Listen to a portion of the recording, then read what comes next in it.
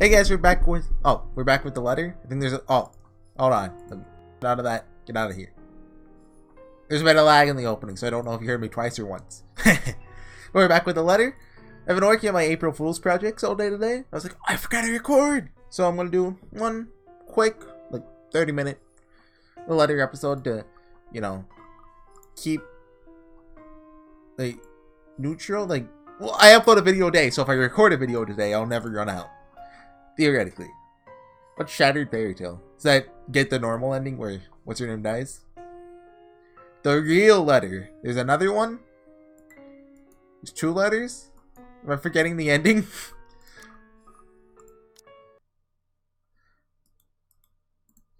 Let's get in here. Okay, audio's on. Everything's good. I don't want to believe it. With the truth staring at me in the face. Oh wait, we already got this far. Great, there we go.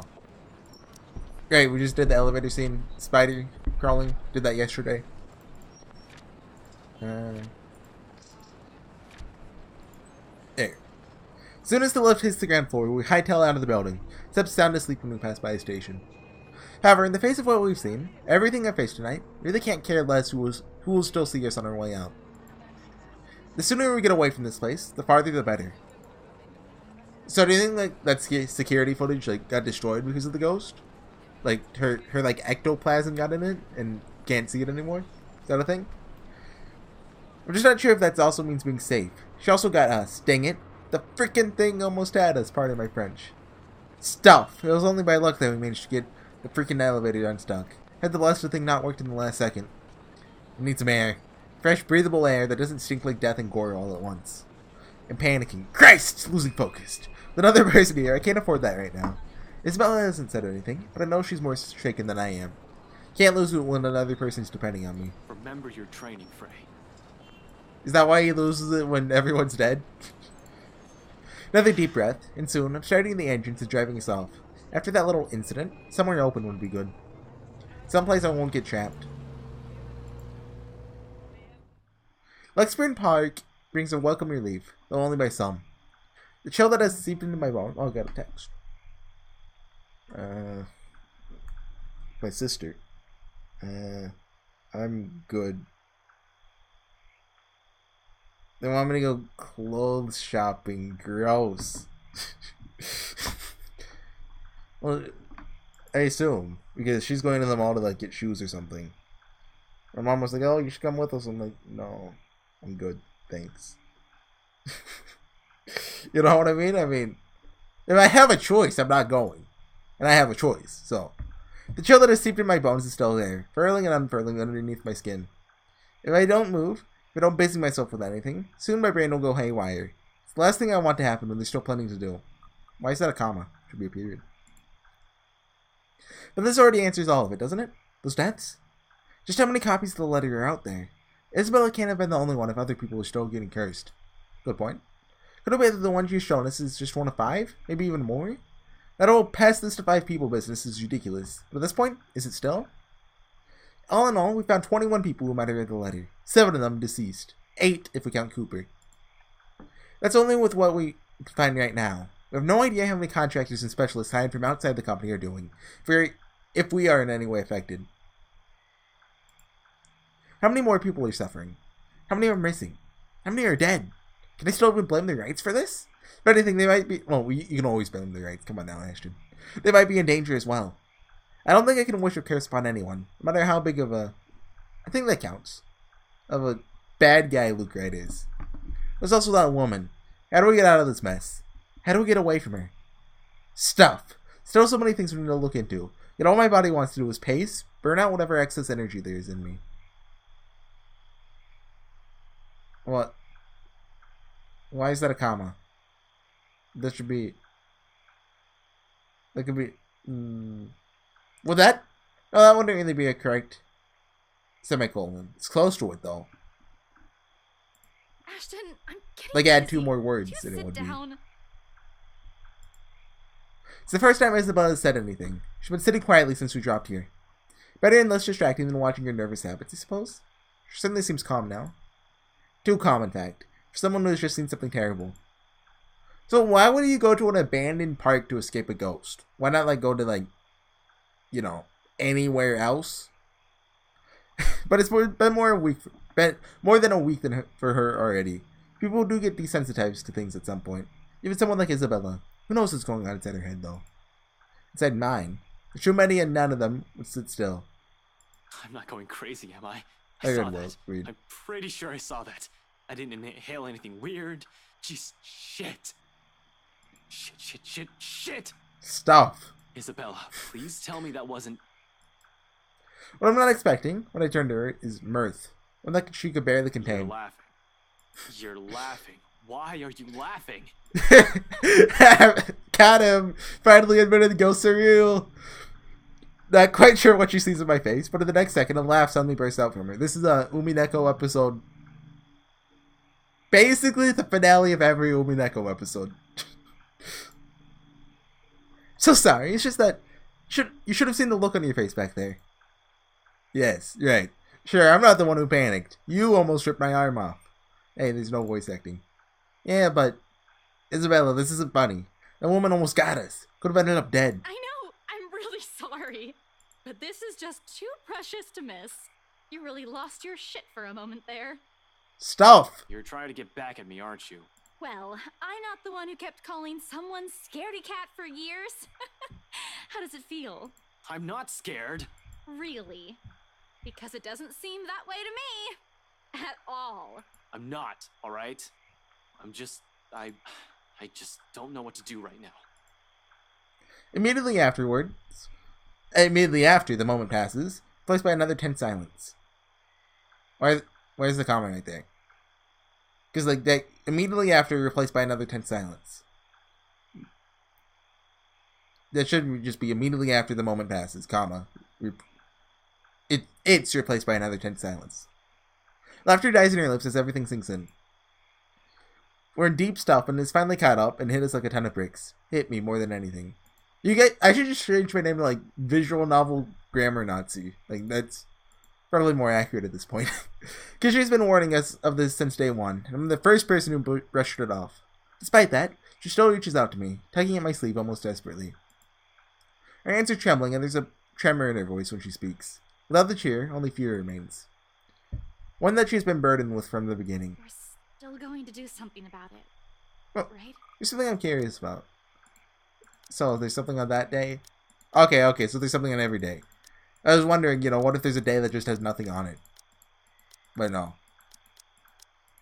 Well, technically, there's two. But we haven't gotten there yet. Not just stand around and let that thing get us. Unexpectedly, she leans her forehead against my arm. Her grip on my sleeve tightens. There's desperation in there. A quiet plea. I don't want to lose anyone anymore, Ash. Wish I could give her that promise. With so many unknowns. Look, this is the everyone lives route. It's okay. With so many unknowns, so many things I don't understand about this, how could I? Why she still trusts that I can do something about this baffles me. It all feels wholly undeserved, considering the way I've treated her. Yet, despite my reluctance, I find myself returning her holding kind. I grasp, warm and light enough for comfort. Not a promise, but the closest thing to it. October 30th, Sunday. What's this scary music? What? That explores the edges of my vision. Have we converged yet? This is new. I don't remember. That's the elevator right there.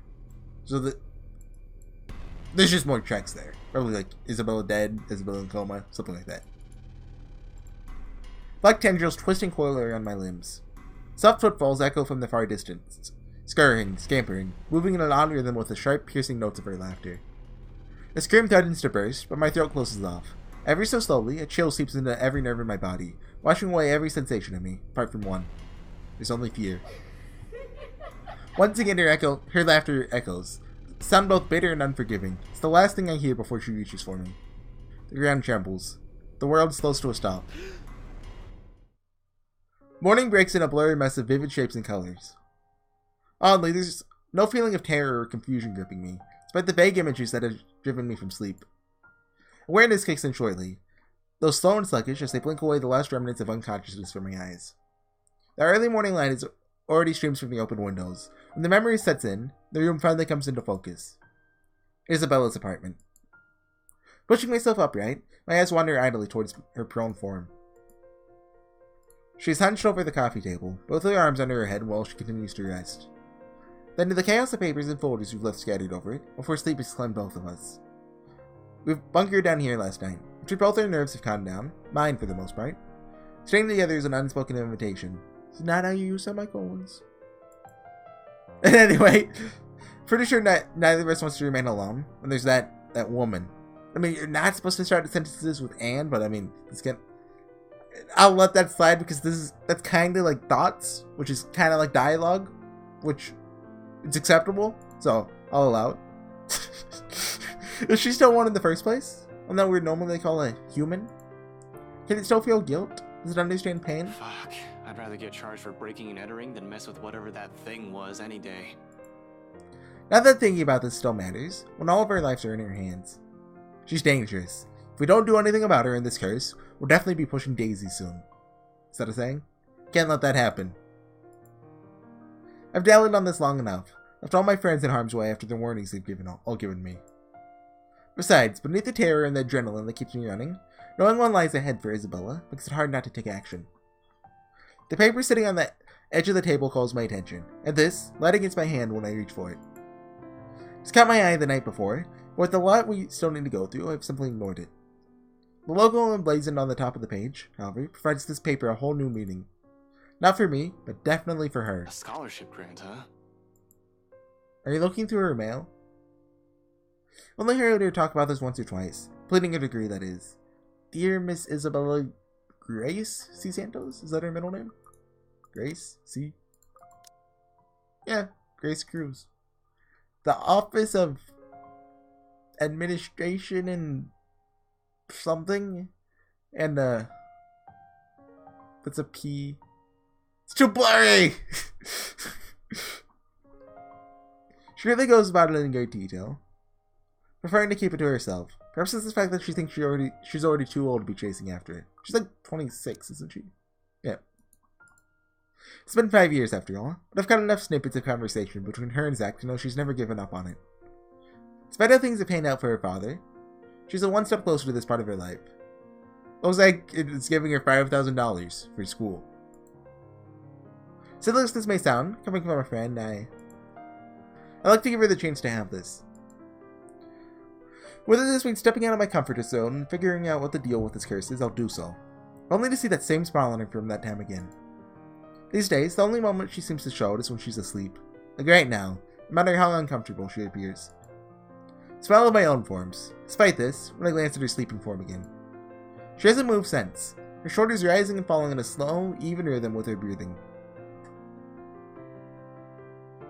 But those say two completely different things, pretty much. Not I use semicolons. You don't think she has any problems this way? If only that were true. Sighing, I place the paper back when I've gotten it, carefully, so I won't accidentally wrinkle or damage it in some way. Finally push myself off my makeshift bed. Isabella shifts when I carry her off from the floor and over to the bed, but doesn't wake. Simply tucks herself comfortably under the covers I pull over her. I think that one's acceptable. Although I think it has to be she simply tucks herself, because I think it has to be a complete sentence with a semicolon. Wait. Don't quote me on that. Bravely though, she mumbles something to herself and draws in another deep breath. Becca, Ashton's being dumb again. It's all the time! Got him. She drifts back to a deeper state of sleep after, like it hasn't been interrupted by the slightest movement earlier. But the small smile on her lips remains. When I find myself returning in kind. Who sleeps like a rock now? Better this way. Better to leave her to her dreams for the moment, which I hope are better than the ones I've had. She'll have time to worry about our problems later when she wakes up. For now, this will be another thing I don't want to take away from her. One of respite, no matter how fleeting. She deserves it, after everything she's been put through, what I've put her through. In the meantime, I still have 2 other people I need to check with. Isabella will definitely get in a tizzy if I don't check on them. Is this the day that... Oh, can you hear that? Hold on. It may faintly be in the background, but it's probably not too, wait, what's the word? Intrusive. I wanted to look at the timeline. This is the day that Rebecca. Okay. Cold Luxburn air meets me upon stepping out the hallway. Not unusual in itself. This is what Luxburn's weather is supposed to be. A bit cold, damp for the most part. More often than not, terribly drab with an occasional sprinkling of rain every few hours. Sky's still clear, but I'll give it a day or two before the weather takes a turn for the worse. Complained about the awful rains for years, despite having lived here my entire life. I have to admit, though, seeing a return to the usual feels extremely reassuring. At least, something's still normal in the world, but I can no longer think the same for the situation we're in. A nightmare. That's probably all this is. Usually I'll say, been through worse, but simply another lie I've often told myself, isn't it? I've fed myself a great deal of lies through the years, just so I won't have to think about it the next day.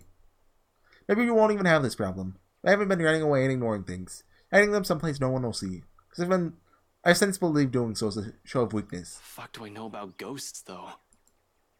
What is Zach? What is Rebecca?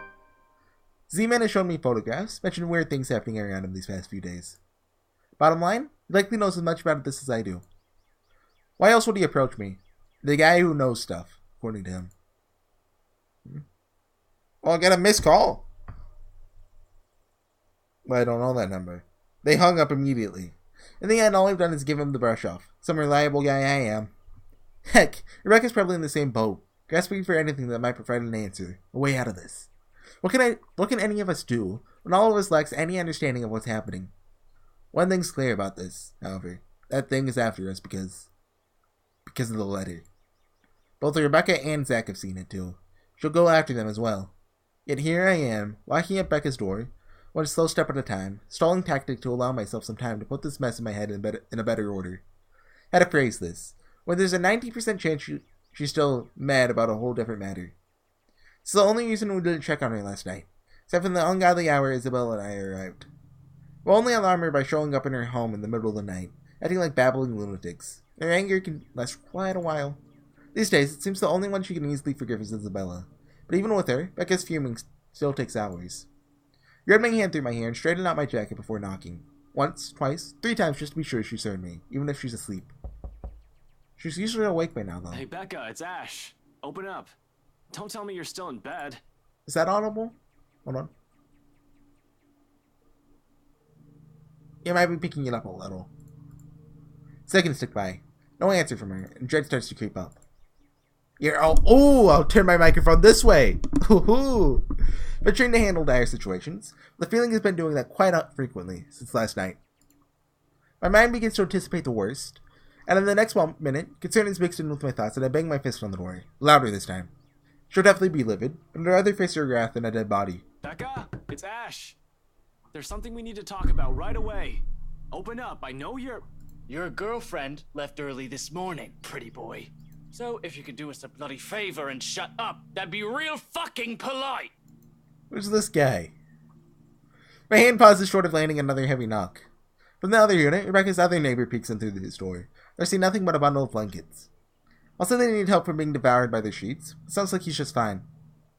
He's a huge, not nice guy too. Course of action. So people like him won't ruin your day. Act like the nicest person on the planet. It's done me wonders when I was a rookie patrolling the streets. No need to match his temper. Oh, did she say where she was going?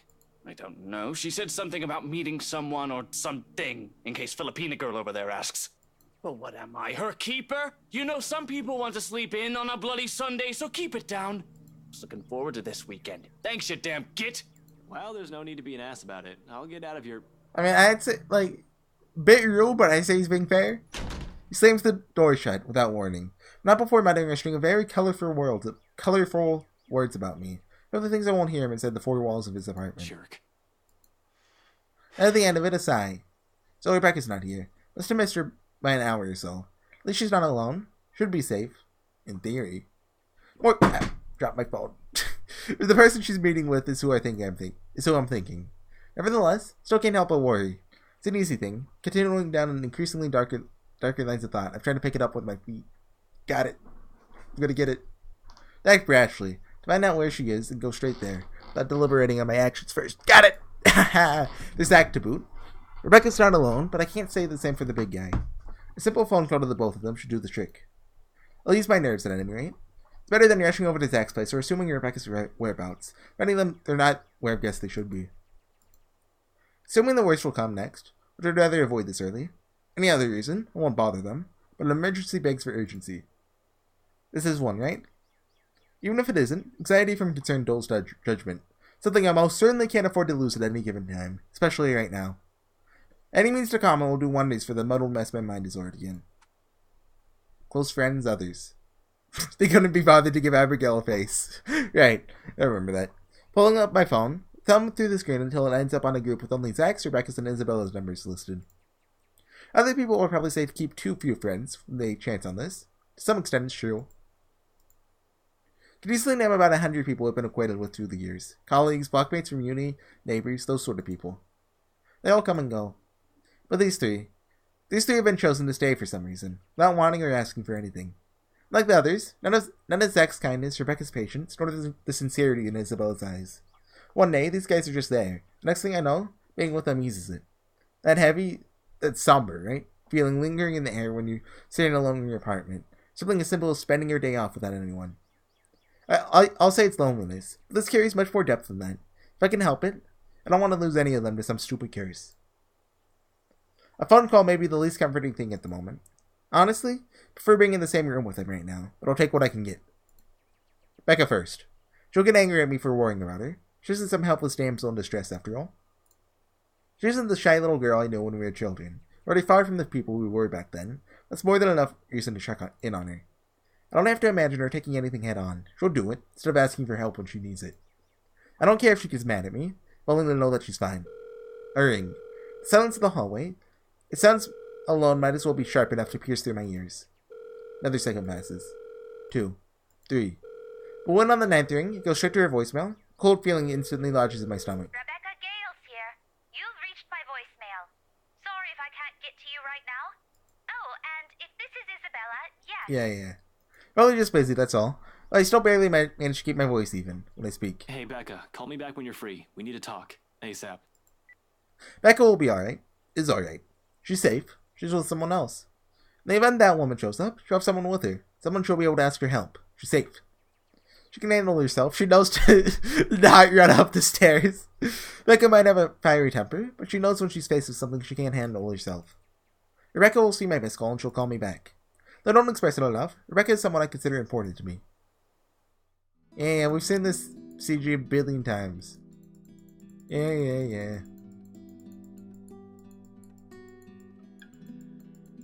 Yeah, Ashton. You're edgy and you have a childhood friend. Damn it. I owe her a lot, that won't change. Another message left on her voicemail, then on my third call I hang up. For the time being, I can't do anything more than wait for her to return my calls. Worrying aimlessly won't get me anywhere. Zach, on the other hand, that guy checks trouble no matter how much he tries to avoid it. Doesn't help how he hasn't been too hot lately with a lot of people. Especially the Plains yesterday doesn't sit too well with me either. Maybe the next responsible role after Rebecca, out of the 4 of us, but I still gotta check on the big guy. Make sure he's doing okay at the very least. Whatever he has planned on doing. All I'm asking for him is for it to not be idiotic. He's a sensible guy, I'm sure. However, desperation clings and pushes other people to do things. Irrational or irrational, it doesn't matter. It's not. Oh. Clear thinking flies out the window the moment you're in danger. I sincerely hope he has not found himself in a tricky situation. His phone doesn't even ring before he answers. Or his voicemail, at least. Hey, it's Zach. Well, a voicemail anyway. I'll get back to you. And no, Ash, you're not allowed to lockpick your way into my Yeah, apartment very again. funny. Just do what any other decent human being does and call if I'm not around. That doesn't make any sense. It's a voicemail. Did he turn it off? Why? I don't want to assume the worst yet. Maybe he's forgotten to charge it? Can't be. The guy can be a bit of a Boy Scout, even more than I am as a cop. He's the type who has an extra battery or a power bank in his bag, if he ever needs it. And he always does. He won't say anything or brag about it, but he's got quite a roster of VIP freelance clients. He won't just leave his phone dead in case he's on the field, particularly when people will likely be looking for him. So he always leaves his connection open whenever clients or his friends need him. Zach is reliable like that. Why isn't anyone answering? His mobile in an outer range area sounds more plausible, although the thought of it doesn't completely shake off the unease. Like Rebecca and I, he took the time to listen to what Isabella said. And even if he didn't believe it, he was definitely the first one to offer help, try to do something. He ends up trouble doing whatever it is, so help me, I'm going to... Well, I can't be rash, I'm aware of that. Been earning the same reminder in my head since last night. But if something happens, I'm certain my reaction won't be pretty. The added guilt from those times I've repeatedly dismissed him will surely haunt me. Yo, Zach, call me back, alright? I wanted to check in and, yeah, just please call me back. It's usually a joke between us when I say he's a Watson to my Sherlock. I don't see him as some assistant to put aside when I need him, like some people like to believe, though. He's not some pity friend I keep around to make myself look good. If anything, he's the one who stayed by me out of pity. Zach's the one who puts up with him the most of the time, even when he doesn't need to. It's not a case of a cool cop who upset a minority. In truth, I was a hard-headed, hot-tempered, and reckless rookie up until I met him. It wasn't anything sudden. Some part of me still is that rookie, but I've grown, thanks to him. He tempers that part of me. Considering how our first impressions went, lucky he stuck around. Becca and I may have spent a lot of years together as Shonen, but Zach, he's probably the closest thing I'll call to a best friend. It's more than that. A camaraderie no words can express. What, your Becca gets a CG but Zach doesn't? He has my back and I'll always have this. He's a brother I've never had the luck of ever having. Only child and all. And I have every reason to worry about my brother. Becca's neighbor did say she went out to meet with someone. No specific names. If I'm wrong and she's not with Professor Clark, then maybe it's with Zach. They've never been close, but it's not the kind of awkward friendship where meeting together remains out of the question. Regardless, I continued dialing for his phone another 3 times, like I've done with Becca's. In the end, after the 3rd attempt with no one answering, they stopped and moved to cut the call with an ragged exhale. Waiting game it is, then. I've been trained for those. Heck, I'm used to them. Just not when it comes to people I'm close to. Much as I keep reminding myself to maintain a level head, it's a whole different matter when it's someone you know. Personal feelings will likely get involved at some point. Starting now, actually. With the anxious strings coiling and uncoiling, causing a racket inside my stomach. This is exactly when the line finally connects. Before he even speaks, my question has already slipped out, including every pent-up worry and tension in my body. Where are you? The line's choppy, though I can still make out the words he's saying. Nothing to worry about then. He's just someplace where network coverage is stuffy. Can't imagine where at this point of the time of the morning, though. Did he go out for a jog? What was that, Ash? Could you repeat that? Signal shitty here. Stuffy. I asked, where are you? Hell, Zach, I've been calling your number for a good 20 minutes now. What kind of shithole did you get into? I meant that to sound as friendly as possible, to keep things light, at least. So not only the frustration shows in my tone. Good morning to you, too. I should be asking you that question. I've been looking all over the mansion for you. I thought you'd be... What mansion? Do I really need to answer that? Why are you even... Please don't tell me that's his plan. Morning visit to the mansion, where Luke Wright is. Of all the pig-headed things to do right now, it's the best thing he can come up with. Breaking and entering. We've got plenty of reasons to rail at him right now. Though no matter how much I want to give him a piece of my mind, fortunately, it's not the time. No, wait. Just get your ass to Isabella's place, and hurry. He pauses a moment. A second of indecision while he seems to contemplate his options. How urgent is this? In truth, the question, the hesitance and the indecision in his voice, is caught me completely off guard. Understanding dawns on me. His decision to go there isn't one born out of a stupid impulse. Must have found something. However, no matter how urgent it is, he still shouldn't have gone there, alone at that. Despite that split second of comprehension I allowed to show. A weakness. Simple request brimming with every unease and disquiet causing turmoil within me since last night. It brings a selfish hope that he'll understand, even through the unstable signal, that whatever's keeping him there, he'll be willing to set it aside for now. Pressing enough for you to stop asking questions and get yourself here. Please, Zach. Silence falls the other end of the line again. For a long moment, I assume he won't heed it, and I'll have to drive there myself, just to drag him away from whatever danger he's skirting. Thankfully, he agrees. I'll be there in a few. An hour or 2 tops. Thanks. I'll see you. Relief washes over me as soon as the call ends. Oh, right. Bugged again. It didn't reset. Oh, there. Relief washes over me as soon as the call ends. Fortunately, only Zachary returned his calls. Oh, that's the same line we got last time. That last time was foreshadowing, Rebecca dying, but this time, she's not dead, right? She's alive. Normally, I don't let myself a moment to respond in times like this. Gotta stay alert. Wreck is still out there. I yet to return any of my messages. But for the moment, I relish in it. It's probably the first time I've permitted myself to do so since last night. Even the muscles in my shoulder have been complaining from all the tension I've taken on. Where are we in Ashton's out? Gonna call it soon. Okay. Still annoys me that all I can do right now is grit my teeth and trudge back to Isabella's apartment. Useless. That's what I am in the face of this. Mad dash around Luxborn and Ainslam isn't gonna help things. It's like I'll simply stumble across them on the side of the road during a drive. City's too big a place for one person to go searching for only two people. I'll be lucky if I even glimpse the hair of either of them. With one last hopeful glance towards the open skies, slip back into Isabella's apartment, close the door behind me. I'd have already grown used to this, but the waiting will always be the hardest part. More so, when it's the people you care about. You're up early. Oh. I thought you left. Okay, I'll call it there, but that transition was weird. Like, you rushed it. Anyway, I'll see you guys next time. Bye.